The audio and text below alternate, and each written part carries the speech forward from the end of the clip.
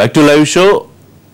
రంగు వివక్షకు సంబంధించి బీజేపీ మాజీ ఎంపీ తరుణ్ విజయ్ చేసిన వ్యాఖ్యలు ఒకసారి ప్రస్తావించుకుంటే, ఒక ఇంటర్నేషనల్ టెలివిజన్ ఛానల్లో అడిగిన ప్రశ్నల సందర్భంగా ఆయన ఇచ్చిన సమాధానం, అంతకుముందు ఘటన నోయిడాలో నైజీరియన్స్ పై దాడి జరిగింది, భారతీయులు దాడి చేశారన్న ఆరోపణ కాదు అని చెప్పే సందర్భంలో ఆయన వ్యాఖ్యలు చేశారు. కానీ ఇది దేశవ్యాప్తంగా తీవ్ర చర్చనీయాంశంగా మారుతోంది.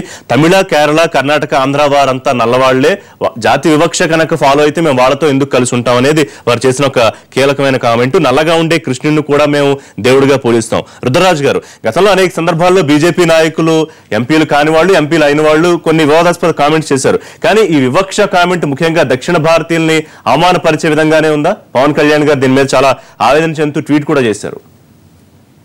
డెఫినెట్ గా అండి, భారతీయ జనతా పార్టీ దేశంలో అధికారంలోకి వచ్చినప్పుడు పలు పర్యాయాలు చూసాం. గతంలో కూడా వారు భారతీయ జనతా పార్టీ దేశంలో అధికారంలోకి వచ్చినప్పుడు ఇటువంటి వివక్షపూరితమైనటువంటి వ్యాఖ్యలు చేస్తున్నారు, పెరుగుతూ ఉంటాయి ఇలాంటి వ్యాఖ్యలు. ఇప్పుడు కూడా రకరకాలుగా ఇంకా చేస్తున్నారు. మనం ఉత్తరప్రదేశ్ ఎన్నికల ముందు చూసాం, దాని తర్వాత హర్యానా ఎన్నికల ముందు చూసాం. ఆర్ఎస్ఎస్ వారు ఒకటి మాట్లాడతారు, విశ్వ హిందూ పరిషత్ వారు ఒకటి మాట్లాడతారు. రకరకాల అవుట్ఫిట్స్ ఉన్నటువంటి సంస్థ రకరకాలుగా భావోద్వేగాలన్నీ కూడా రెచ్చగొట్టి దాని నుంచి ఏదైనా కొంత లబ్ధి చేకూర్చాలని చెప్పి, ఇంక్లూడింగ్ రిజర్వేషన్స్ గురించి కూడా మాట్లాడినటువంటి పరిస్థితి. ఈ దేశంలో రిజర్వేషన్స్ యొక్క ప్రాముఖ్యత అవసరం ఉందా లేదా అనేటువంటి పరిస్థితి. సో దీనివల్ల ఏం చేస్తారంటే ఓట్ బ్యాంక్ పాలిటిక్స్. ఏదో ఒక వ్యక్తి ఇంటెన్షనల్ గా దాన్ని అనడం, హైకమాండ్ దాన్ని మళ్ళీ సరిదిద్దుతూ ఉండడం, ఆ సెక్షన్స్ ని కూడగొడుతూ ఉండడం, వాళ్ళ యొక్క సెంటిమెంట్ ని దీన్ని వాడుకుంటూ ఉండడం, ఇలా పరిపాటి అయిపోయింది. నిన్న చాలా డెలిబరేట్ గా ఆయన మాట్లాడారు. సౌత్ ఇండియన్ సంబంధించినటువంటి భారతీయ జనతా పార్టీ బేసికల్ గా కూడా it's 100% dominated by north Indians. Bharatiya Janata party అనేటువంటిది అంటేనే హిందీ బెల్ట్ వాళ్ళకి సంబంధించినటువంటి పార్టీ అనేటువంటిది in general and in public జనంలో ఉన్నటువంటి పరిస్థితి. దానికి బలం చేకూరే విధంగా నేను వారు ఇచ్చినటువంటి ఆ స్టేట్మెంట్ చూసినప్పుడు, ఎందుకంటే సదరన్ ఇండియాలో వాళ్ళకి పెద్ద ఛాన్స్ ఏం లేదు ఇప్పటి వరకు, ఎక్కడా కూడా వాళ్ళకి గొప్పగా ఎక్సెప్ట్ కర్ణాటక పెద్దగా ఏం లేదు. ఇప్పుడు ఏదైనా ఆంధ్రప్రదేశ్ కానీ, మనం తెలంగాణ కానీ, తమిళనాడు కానీ, కేరళ కానీ చూసినప్పుడు కొంత ఇది ఉన్నటువంటి మాట వాస్తవం.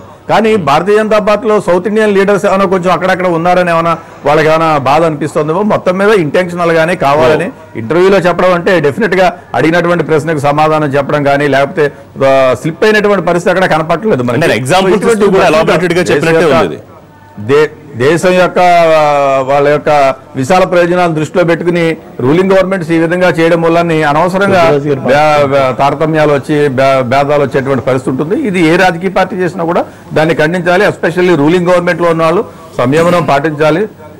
డెఫినెట్ గా మేమైతే దాని మీద రియాక్ట్ అవుతున్నాం. తప్పు ఇటువంటి మాటలని ఆంధ్రప్రదేశ్ కాంగ్రెస్ సారీ చెప్పారంటున్నారు ఆయన. కానీ సారీ చెప్తే మాత్రం ఇంత అవమానాన్ని మర్చిపోగలుగుతామా?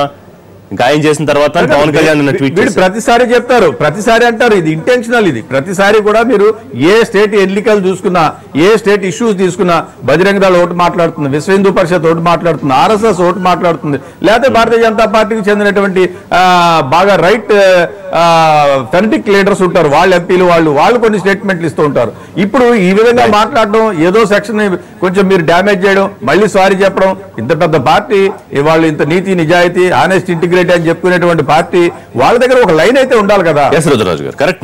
ఈ దేశంలో ఉన్నటువంటి పరిస్థితుల్లో రకరకాల లాంగ్వేజెస్ ఉంటాయి, రకరకాల ప్రజలు ఉంటారు. నార్త్ వాళ్ళు ఒకలా ఉంటారు, సౌత్ వాళ్ళు ఒకలా ఉంటారు. డెఫినెట్ గా భారతీయ జనతా పార్టీకి అయితే ఈ డిస్క్రిమినేషన్ ఉంది.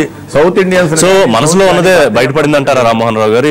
లేదంటే మేము గొప్ప మీరు కాదు అనే భావం ఆయన మాటలో వ్యక్తపరిచినట్టు అవ్వలేదా? దురదృష్టకరం ఏంటంటే ఒక పార్లమెంట్ సభ్యుడిగా ఉండే ఆయన మాట్లాడకుండా ఉండవలసింది, బట్ ఆయన ఎమ్మటే విత్డ్రా చేసుకున్నారు కాబట్టి ఒకటి.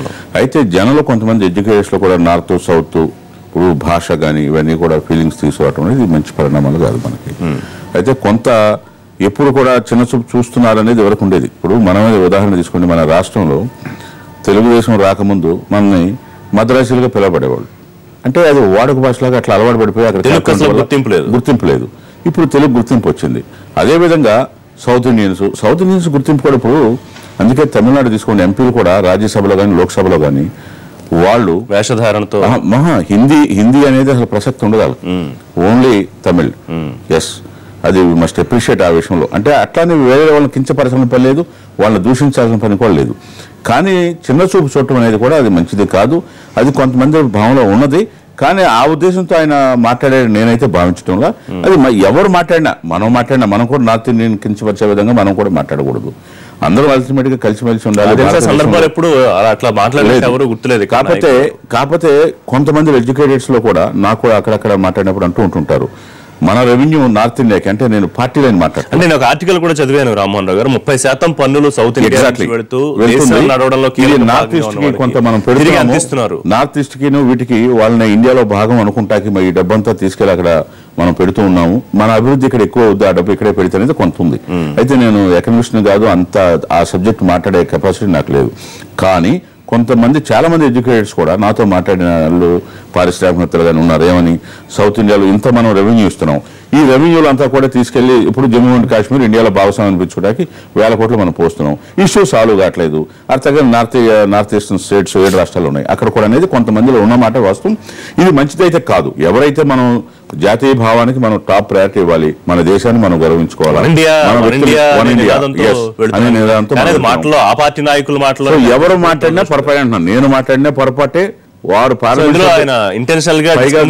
గవర్నమెంట్ ఉండి పార్లమెంట్ సభ్యుడిగా ఉండి మాట్లాడటం వల్ల అనేక రకాలుగా ఎట్టుబడి చేస్తారు కాబట్టి ఇంత నేషనల్ ఇష్యూ అయింది. ఇది అపాలజీ ఆయన చెప్పాడు, ఇంతటితో పోదు, దాన్ని మనసులో ఉంటుంది కాబట్టి ఆయన రిపీటెడ్ గా రుద్రరాజు గారు అన్నట్టు పార్టీ నాయకులు ఏం మాట్లాడాలి, అనుచితంగా ఏం మాట్లాడద్దు అనేది పార్టీ నుంచి ఒక నా ఉద్దేశం. ఆయనే కాకుండా అధిష్టానం కూడా దీని మీద స్పందిస్తే జనంలోకి పాజిటివ్ గా పోతుంది. రఘుపతి గారు మీరు ఎట్లా చూస్తున్నారండి? ఆయన అంటే ఒక డిస్క్రిమినేషన్ నిజంగా ఉంటుందా దక్షిణ భారతానికి ఉత్తర భారతానికి మధ్య?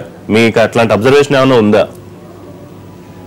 నేను ఈ సబ్జెక్ట్ లోకి పోయే ముందర ఆంజనేయ రెడ్డి గారు ఇందులో చాలా వేగ్గా వెళ్ళిపోయారు.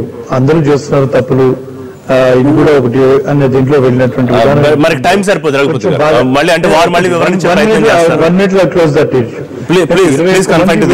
దాంట్లో అదే తప్పు అనుకుంటే ఇంకొక నలుగురిని తీసుకొని వెళ్ళి క్యాబినెట్ లో చేయటం అనేది ఒక చాలా దుర్మార్గం అని చెప్పి అందరూ బాధపడుతున్నారు. చాలా క్లియర్ గా దాన్ని కట్ చేయలేకపోతున్నారు అనేటువంటి విషయాన్ని మనం తర్వాత అదే ఇప్పుడు దీనికి జాతి వివక్ష కింద అయితే Uttarandhra north Indian south Indians మధ్య దక్షిణ భారతం ఉన్నటువంటి మధ్య విభేదం అనేది ఈ రోజు కాదు, ఇది పలు సందర్భాల్లో బయటపడతా ఉంటుంది. అది ఆధిక్యత వెలుకుద్దనేటువంటి భావన ఎప్పుడు కూడా ఇక్కడ మనం నార్త్ ఇండియన్స్ లో వాళ్ళు అప్పుడప్పుడు ఎగ్జిబిట్ చేస్తుంటారు. నిన్న ఏదైతే ఆయన మాట్లాడారో అది చాలా దురదృష్టకరం.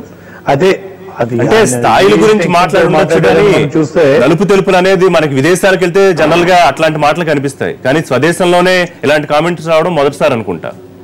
అంటే ఇప్పుడు గవర్నమెంట్స్ కూడా ఇలాంటి విషయాలు వచ్చినప్పుడు ఇందులో రామ్మోహన్ రావు చెప్పినట్టుగా మనం ఎంత కంట్రిబ్యూట్ చేస్తున్నాం, మనం ఎందుకు మన రెవెన్యూస్ నుంచి ఇంత షేర్ ఇచ్చి మొత్తం ఇండియా మొత్తం మనది అనేటువంటి భావనలో మనం ఉన్నప్పుడు అవతల ఎవరైతే లబ్ధిదారులు ఉన్నారో వాళ్ళు కూడా దే మస్ట్ రికగ్నైజ్ ఇంత షేర్ వస్తా ఉంది అక్కడి నుంచి.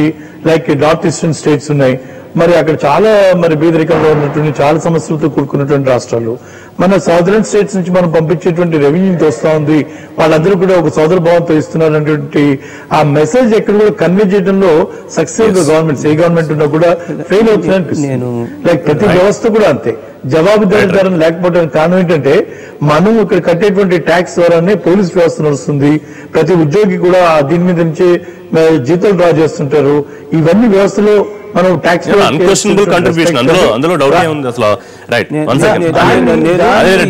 ఇట్లాంటి వ్యాఖ్యల వల్ల మన ఏమన్నా సెకండ్ గ్రేడ్ పౌరులమా అనే ఆలోచన కలుగజేసే పరిస్థితి లేదా? పవన్ కళ్యాణ్ గారు గతంలో కూడా కేంద్రం చేసే చర్యలకు ఈ ఉత్తర దక్షిణ భారతదేశాల వివక్ష గురించి ప్రస్తావించారు, నన్ను కూడా చాలా తీవ్రంగా స్పందించారు.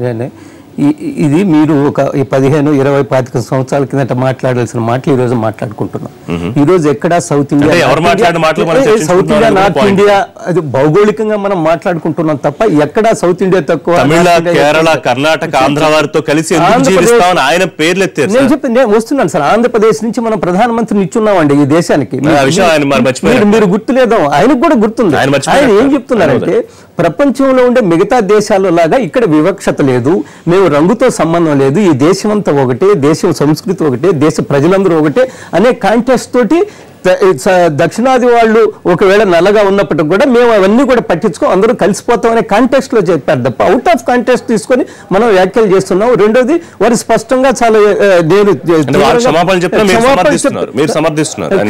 అదే వారికి క్షమాపణలు చెప్పిన తర్వాత అది క్లోజ్డ్ చాప్టర్ అని నేను అనుకుంటున్నాను. ఆర్గనైజర్ పేపర్ కి ఎడిటర్ గా ఉన్నాడు, చాలా తెలివిగా, చాలా వెల్ రెడ్ పాంచజన్యకి ఎదుర్కొన్నారు, రాజ్యసభ సభ్యులుగా చేశారు. కాబట్టి ఆయనకు ఆ ఉద్దేశం ఉందని అనుకో. భారతీయ జనతా పార్టీ RSS చాలా వ్యాఖ్యలు చేస్తారు. వీళ్ళందరూ కూడా దేశ సమగ్రత పట్ల దేశం అంతా ఒకటి అనే విశ్వాసంలో ఎవరు క్వశ్చన్ చేయాల్సి నినాదంతో ముందుకెళ్తున్న ప్రధాని మోదీ దీని మీద కీలకంగా స్పందించి ఒక లైన్ ఇవ్వాల్సిన అవసరం ఉందేమో అనిపిస్తుంది. ప్రతి వ్యాఖ్యకి ప్రధానమంత్రి ఓపెన్ గా వచ్చి స్పందించి దాని మీద ట్వీట్ చేయడం, ప్రకటనలు చేయడం అనేది మనం ఎక్స్పెక్ట్ చేయడం అది కూడా కరెక్ట్ కాదంటున్నాను నేను. మీకు తెలుసు రామారావు గారు చెప్పారు, ఎన్టీ రామారావు ముఖ్యమంత్రి అయ్యే వరకు కూడా ఈ 4 రాష్ట్రాల నుంచి ఋషి గారు ఈ 4 రాష్ట్రాల నుంచి ఎవరు వెళ్ళినా గానీ మద్రాసి అనేది ఈ రోజు ఆ పరిస్థితి ఈ రోజు మార్పు చెందుతున్నాం. 30% కాదు. బేసికల్ గా భారతీయ జనతా పార్టీకి ఒక అలవాటు అయిపోయింది, ఏదో ఒక స్టేట్మెంట్ అనడం, దానికి వాళ్ళు క్షమాపణ చెప్పడం. ప్రణబ్ ముఖర్జీ అభిజిత్ ముఖర్జీ ఒకటి అన్నారు, మహిళలు అన్నారు, మహిళల్ని వ్యాఖ్యలు చేస్తున్నారు, చాలా మంది వ్యాఖ్యలు చేస్తున్నారండి. బాధ్యత గుర్తించి తప్పకుండా ఎవరు మాట్లాడే జాగ్రత్తగా మాట్లాడాలి. థ్యాంక్ యూ రుద్రరాజు గారు, విజయవాడ NTV స్టూడియో నుంచి అందుబాటులోకి వచ్చినందుకు థ్యాంక్ యూ. రఘుపతి గారు ఢిల్లీ నుంచి అందుబాటులోకి వచ్చినందుకు థ్యాంక్ యూ. ఆంజనేయ రెడ్డి గారు, థ్యాంక్ యూ. రామ్మోహన్ రావు గారు. ఇది వాళ్ళ లైవ్ షో. రేపటి లైవ్ షో తిరిగి కలుద్దాం. Keep watching NTV.